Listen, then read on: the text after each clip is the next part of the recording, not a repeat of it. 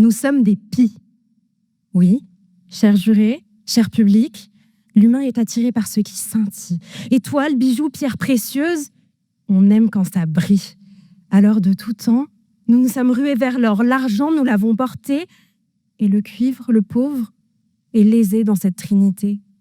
Car si lui aussi brille au début de sa vie, la couleur verte qui s'empare de lui nous fait grimacer. Nous aimons ce qui brille, mais le cuivre ternit. Alors nous avons frotté pour lui imposer notre idée de la beauté. Chère assemblée, ignorante, je croyais que s'oxyder, c'était se perdre à jamais. Mais l'oxydation du cuivre n'est ni faiblesse ni érosion. C'est une métamorphose protectrice, une armure verdoyante marquée par les expériences et les années. La preuve que la noblesse ne se mesure pas à l'éclat, mais à ce qu'on devient sous l'épreuve. Le voici, le cuivre, ce divin enfant. Ce métal que vous croisez chaque jour, mais que vous ne regardez jamais réellement, dans les câbles qui alimentent vos maisons, dans les batteries, dans vos canalisations, dans les statues qui ornent nos rues et nos monuments, et pendant longtemps, aux poignées de porte des hôpitaux. Cet enfant est doté de pouvoirs insoupçonnés. Il tue les bactéries par simple contact, conduit l'électricité et nous accompagne depuis des millénaires, avant l'or, avant l'argent, avant l'acier. Le cuivre, c'est ce métal indispensable, noble, presque vivant, et pourtant si mal aimé. Si mal aimé, alors que c'est le plus tendre. À l'étature, le cuivre est un atome de 29 électrons. Il protège sa couche d'un unique électron externe et isolé. Et altruiste comme il est, amoureux du monde, il offre à l'oxygène qu'il rencontre son seul rempart, cet électron extérieur. Le cuivre s'oxyde facilement, chère assemblée, car il est structurellement plus généreux, plus ouvert, il interagit plus avec son environnement. Social et jovial, il se distingue de ses cousins, or et argent. L'or, lui, ne donne pas l'heure.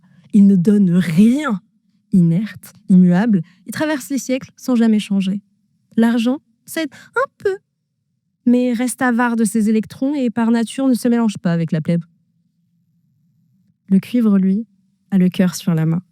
Il fricote avec l'inconnu, se transforme constamment, se redécouvre, rencontre d'autres éléments et apprend de ses expériences. D'abord, en donnant son fameux électron, il devient Cu2O, un oxyde rouge brique que vous connaissez bien, celui des centimes oubliés au fond de votre portefeuille. Puis, quand l'oxygène, profitant de sa générosité, lui arrache un second électron, il devient CuO. Le cuivre paraît blessé, consterné, dégradé. Il noircit. Et même si cette couleur inquiète, cet état est un rite de passage nécessaire pour atteindre l'apogée, la patine protectrice. Pour atteindre sa forme finale, il doit valser avec CO2 et humidité, ainsi que temps et épreuve. Et là, il se couvrera de carbonate de cuivre hydroxylé et obtiendra la couleur verte de la statue de la liberté, la malachite. Vous savez, cette pierre verte de bijoutier, ce joyau convoité par les pharaons porté comme pierre précieuse. Époustouflant, non ? Se transformer en pierre précieuse par simple contact avec le monde. Et chaque molécule de cette patine verte est une interaction mémorisée, une marque d'une épreuve digérée, un rappel au monde que ce qui ne tue pas rend plus fort.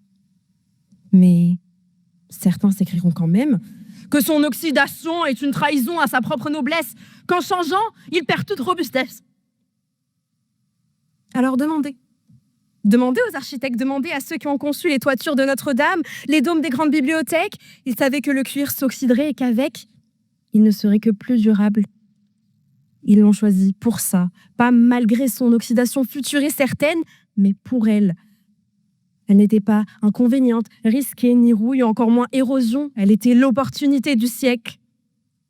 L'oxydation, c'est la preuve scientifique qu'être ouvert au monde ne vous affaiblit pas, mais vous rend authentique et résilient. Car polir frénétiquement, c'est être dans le déni de qui nous pouvons être vraiment. Polir frénétiquement, c'est vouloir effacer les marques du temps et les leçons qu'elle porte. Polir frénétiquement, c'est penser se conformer aux attentes de la masse, mais s'éroder, s'émailler in fine sans cette patine. Polir frénétiquement nous rend inutilement fragiles. Chers spectateurs, chers jurés, je me méprenais. Je croyais que s'oxyder, c'était vieillir, s'abîmer, se perdre à jamais. Mais si ce qui brille semble beau, ce qui verdit est libre. Alors laissons nos visages se marquer et nos vies se patiner. Car si nous ne brillons plus comme au premier jour, nos cicatrices, nos rides et nos expériences nous rendent nobles et précieux.